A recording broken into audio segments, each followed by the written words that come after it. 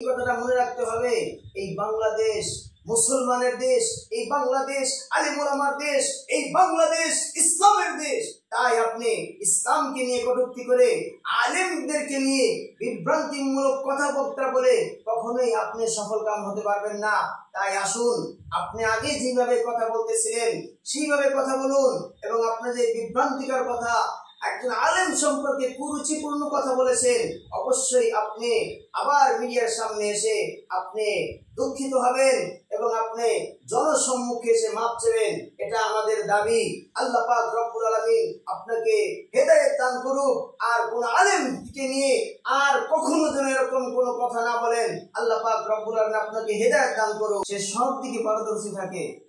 এই আলেম ওলামাদেরকে নিয়ে যখন আপনি কথা বলছেন, তখন ভাই আমরা কিন্তু আন্তরিকভাবে কষ্ট পেয়েছি, আমাদের হৃদয়ের মধ্যে রক্তক্ষরণ হয়েছে। আপনি কিভাবে এই কথা বলেন যে আপনারা তো খালি মিলাদ পড়তে জানেন, আর আপনারা তো মানুষ মরলে জানাজা দিতে পারেন, আর দাওয়াত দিলে খাইতে পারেন, আপনারা তো আর কিছু জানেন না। ও ভাই ইলিয়াস, তোমাকে আমি বলতে চাই, একজন আলেম ওলামা সে জাতির রাহবার, সকল ক্ষেত্রে সে জাতিকে সামনের দিকে অগ্রসর করে নেওয়ার সমস্ত যোগ্যতা অভিজ্ঞতা তার আছে। ওই ইলিয়াস ভাই, আপনাকে আমি বলতে চাই, বাংলাদেশ না শুধু, সারা বিশ্বের মধ্যে, সারা পৃথিবীর মধ্যে আপনি জানেন যে 100 লোকের মনীষীদের নাম রচনা করেছিল, তার মধ্যে 1 নম্বরে কার নাম দিবে? এই বিশ্বের ইহুদি, নাসারা, খ্রিস্টান, বৌদ্ধ, বিধর্মী তারা আর কাউকে পায় নাই। তারা আপনার আমার নবী হুজুরে পাক সাল্লাল্লাহু আলাইহি ওয়াসাল্লামের নামকে 1 নম্বরে দিয়েছে। কেন 1 নম্বরে দিয়েছে? সমস্ত যোগ্যতা আল্লাহ তার মধ্যে দিয়েছে।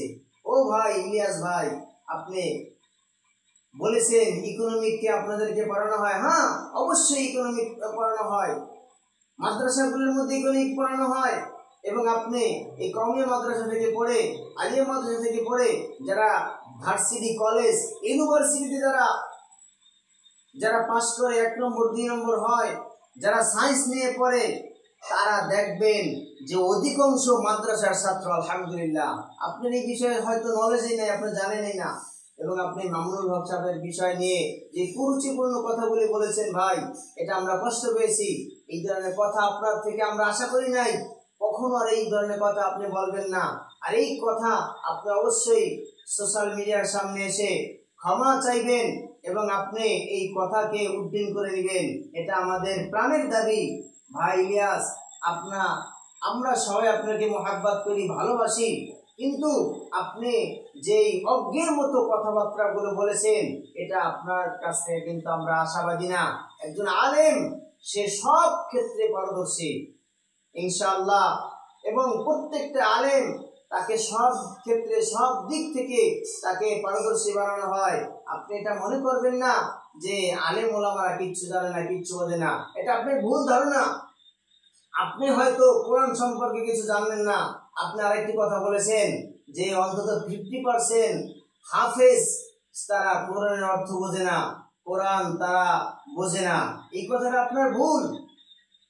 আজকে হাফেজের কোরআন হয়, আলেম হয়, মাওলানা হয়, মুফতি হয়, অধিকাংশ হাফেজ তারা 1 নম্বর হয়, তারা বিজ্ঞ আলেম হয়, ওলামা হয়। এটা আপনি জানাই নাই। এবং আপনি বলেছেন যে আলেম ওলামারা নাকি মূর্খ। ও ভাই, এই কথাটাই তো আপনার মূর্খের মতো কথা।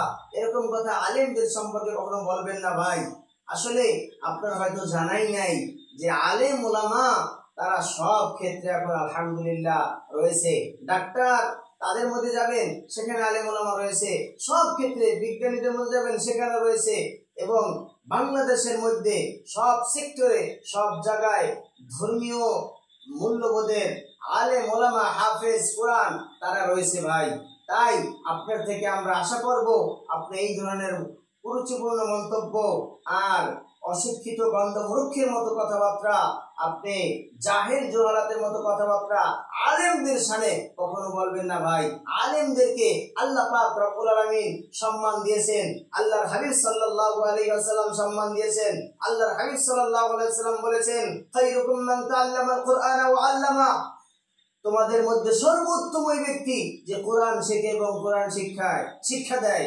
কিন্তু আল্লাহর হাবিব বলেন নাই যে ডাক্তার সে উত্তম, যে ইঞ্জিনিয়ার সে উত্তম, যে বৈজ্ঞানিক সে উত্তম, যে বলেন নাই। অথচ ওই বৈজ্ঞানিকদের মধ্যে দেখবেন আলেম আছে, ওই ডাক্তারের মধ্যে দেখবেন আলেম আছে, ইঞ্জিনিয়ারের মধ্যে দেখবেন আলেম আছে।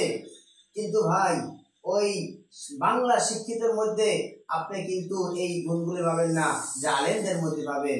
তাই আপনাকে আমি উদাত্ত আহ্বান জানাবো, আপনি যেই কথাগুলি বলেছেন রফিকুল ইসলাম মাদানী হুজুরের সাথে, ওই কথাগুলো আপনি উদ্দিন করে নেবেন আর জনতার সামনে এসে আপনি ক্ষমা প্রার্থী হবেন, এই আশাবাদ ব্যক্ত করে